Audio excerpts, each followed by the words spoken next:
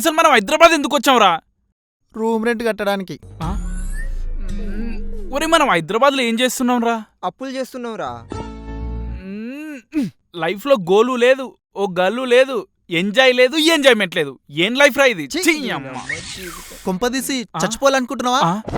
చచ్చిపోవాలనుకుంటే ఊరెళ్ళి చచ్చిపో. ఇక్కడ చచ్చిపోతే నీ బాడీని తీసుకెళ్ళడానికి మా దగ్గర డబ్బులు కూడా లేవు. రేయ్ మీరు లేకుండా నేను ఒంటరిగా ఎక్కడికైనా వెళ్తానారా? అంటే మా ఇద్దరిని కూడా చచ్చిపోమంటున్నావారా? లేలే, నేనెందుకు అలా అంటాను? ఫస్ట్ మీరు వెళ్ళిపోండి, అందువేలే నేను వచ్చేస్తాను. ఆంధ్రవేలో రావడానికి అదేమన్నా విజయవాడ వైజాగ్ బస్రా? రే ఇవన్నీ కాదురా, నెలకోసారి గోవా, 1 year కోసారి ఫారెన్ వెళ్ళాలరా. మన ఊరేలో 2 years అవుతుందిరా. ఓ మన కష్టాలు గట్టెక్కాలన్నా, మనం ఫ్లైట్ ఎక్కాలన్నా మనకున్నది ఒకటే ఒక ఆప్షన్. ఏంటి? అదేరా జాబ్ తెచ్చుకోవడం. ఇప్పటి వరకు దారి తప్పిన సింహాలం ఇప్పటి నుండి దారి కాని దారిలోకి వెళ్ళి కొత్త దారులను సృష్టించలేమా?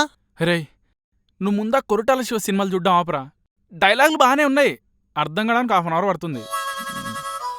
Lines, it's time to searching for a job. కొన్నిసార్లు సింహాలు కూడా వెనకడిగేయాలి, లేకపోతే వేటాడలేం. ఇలాంటి టైంలోనే మన గురించి డైలాగ్స్ గుర్తు తెచ్చుకోవాలి.